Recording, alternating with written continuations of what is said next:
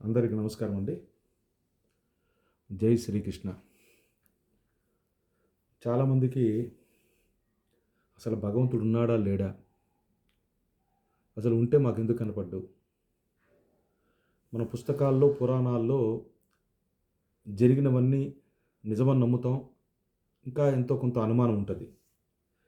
కానీ ఈ అనుభూతి పొందేటువంటి వ్యక్తికి మాత్రమే భగవంతుడు ఉన్నాడా లేదన్నది అర్థం అవుద్ది. ఎందుకంటే చాలామంది మహాత్ములు, దైవాన్ని ఆరాధించిన వాళ్ళు ఈ లోకంలో చిరస్మరణీయమైనటువంటి జీవితాన్ని అనుభవించారు. ఎన్నో కథలు మనం విన్నాం.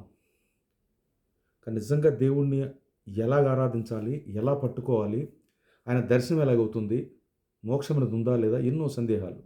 దీనికి సంబంధించింది ఒక న్యాచురల్గా జరిగింది, యూట్యూబ్లో ఉంది. అది దాని ఒక స్టోరీలా ఉన్నదాన్ని మీకు ఇవాళ ఒక చెప్తాను.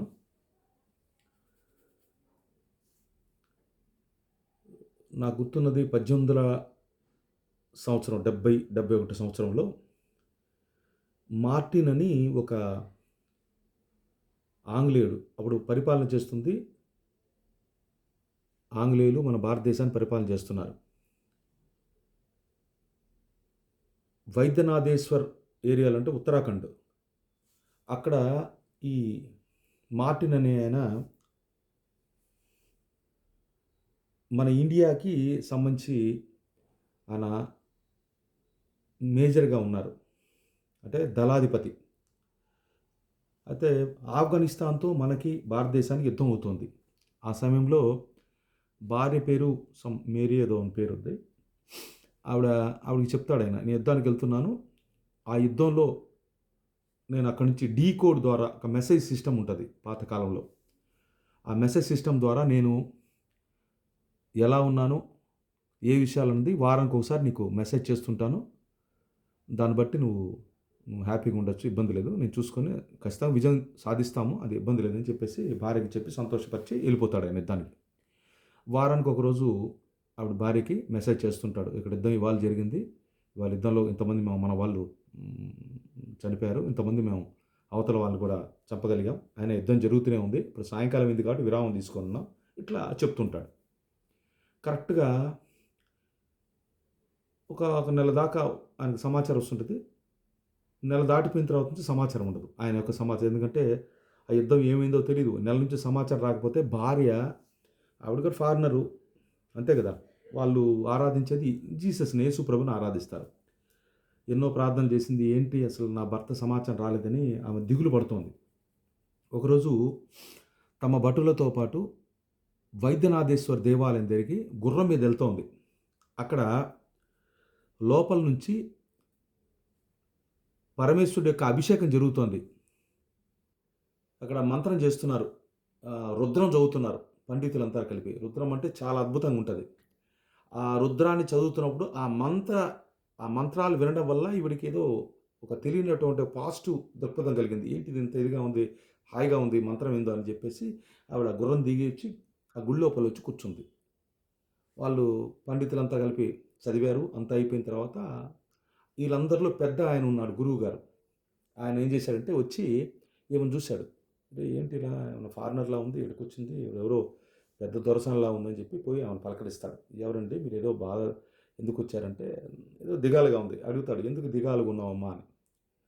ఆమె చెప్తుంది, నా భర్త ఇలాగ యుద్ధానికి వెళ్ళున్నాడు, వారానికి రోజు మెసేజ్ పెట్టేవాడు, ఇప్పుడు నెల రోజులైంది ఆయన సమాచారం కానీ డీ కోడ్ ద్వారా మెసేజ్ రావడం కానీ ఏం లేదు, సో ఉన్నాడా వెళ్ళిపోయినాడా ఏంటి, నాకు దుఃఖంగా ఉందని చెప్తాడు.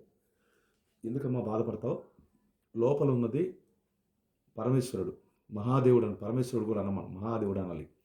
ఆ మహాదేవుడి యొక్క గొప్ప లీలామృతం, ఆయన్ని ఆరాధన చేస్తే ఆయన కాపాడని సందర్భమే లేదు. మహాదేవుడైన మీరు ఆయన ఆరాధన చేయండి, ఎలా చేయాలని అడుగుద్ది. ఖచ్చితంగా మీ భర్త యొక్క సమాచారం తెలుస్తుంది, మీరేం భయపడక్కర్లేదంటే ఎలా చేయాలంటే ఆయన రౌద్రిక అనేటువంటి ఒక మంత్రం రాసిస్తాడు. ఆ కాలంలో ఆ మంత్రాన్ని గురువుగారు రాసిస్తాడు. రాసిచ్చి ఈ మంత్రాన్ని పగలు రాత్రి నిద్రపోయేటప్పుడు తప్ప నువ్వు ఏ పనిలో ఉండు, వంట చేసినప్పుడు కానీ, బాత్రూమ్కి వెళ్ళినా కానీ, స్నానం చేసేటప్పుడు కానీ, వంట చేసేటప్పుడు కానీ, నడుస్తున్నప్పుడు కానీ, తింటున్నప్పుడు కానీ, ఎప్పుడైనా సరే ఈ మంత్రాన్ని ఆపకూడదు. నీకు అహర్నిషాదులు మంత్రము, ఆ శివనామస్మరణ కలిగినటువంటి మంత్రం రాసిస్తాడు. అయిపోయింది. సరే తీసుకొని వెళ్ళిపోద్ది. నిజంగా ఖచ్చితంగా వస్తుంది. ఆయన మహాదేవుడు దండం పెట్టుకొని వెళ్ళిపోద్ది శివుడికి. ఇంటికి వెళ్ళిన దగ్గర నుంచి ఎన్ని రోజులు చేయమంటాడు ఆయన గురువుగారు? 11 రోజులు మాత్రమే చేయమంటాడు. 11 రోజులు ఖచ్చితంగా నీ సమాచారం వస్తుందని చెప్తాడు. సరే ఇంటికి వెళ్ళిపోద్ది. ఇంటికి వెళ్ళిన తర్వాత ఆ మంత్రాన్ని నిరంతరం జపించడం మొదలవుద్ది. ఏ టైంలో ఉన్నా, పడుకున్నా, నిద్రపోయేటప్పుడు తప్ప మెలుకులో ఉన్నంతసేపు మంత్రాన్ని చేస్తూనే ఉంటుంది. బట్టలు ఉతికినా, అన్నం వండినా, నడుస్తున్నా, తింటున్నా ఎప్పుడు మంత్రం ఆమెకి. ఎందుకంటే భర్తకు లేకపోతే లేదు. భర్త లేకపోతే భార్య ఏముంటుందండి? ఉండాలి కదా. భర్త లేకపోతే ఏముంది? జీవితం వేస్ట్ అయిపోద్ది. నా భర్త నాకు కావాలి నిరంతరం చేస్తుంది. కరెక్ట్గా 11 రోజుకి సమాచారం వస్తుంది. ఏమని? ఆయన దగ్గర నుంచి డీ కోడ్ ద్వారా మెసేజ్ వస్తుంది. నేను బాగానే ఉన్నాను, యుద్ధం అయిపోయింది, యుద్ధం గెలిచేసాం మనం, నేను బయలుదేరి వస్తున్నా అని చెప్తాడు.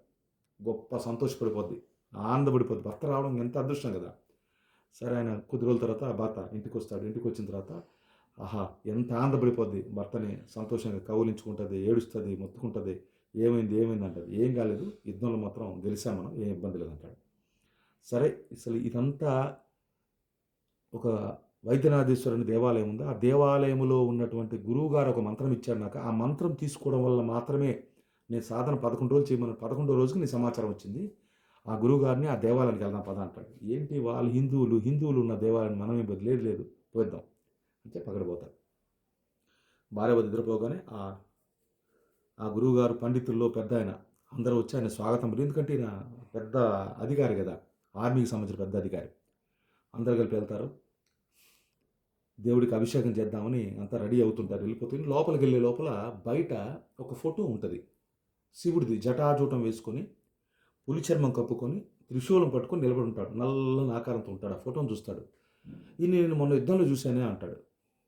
అక్కడ ఉన్న వాళ్ళందరూ షాక్ అవుతారు. ఏందా ఆయన యుద్ధంలో చూడడం ఏంది? భార్య కూడా ఆశ్చర్యపోద్ది. ఆయన ఎవరు అంటే, ఆయనే మహాదేవుడు, శివుడు అంటే ఆయనేను.